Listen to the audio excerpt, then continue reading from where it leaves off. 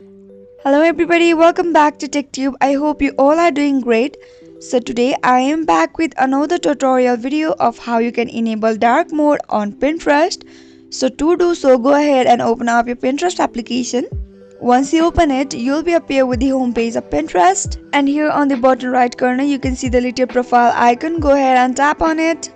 Now go ahead and tap on that three dots appear on the top right corner. Once you tap on it, you will be appear with the settings.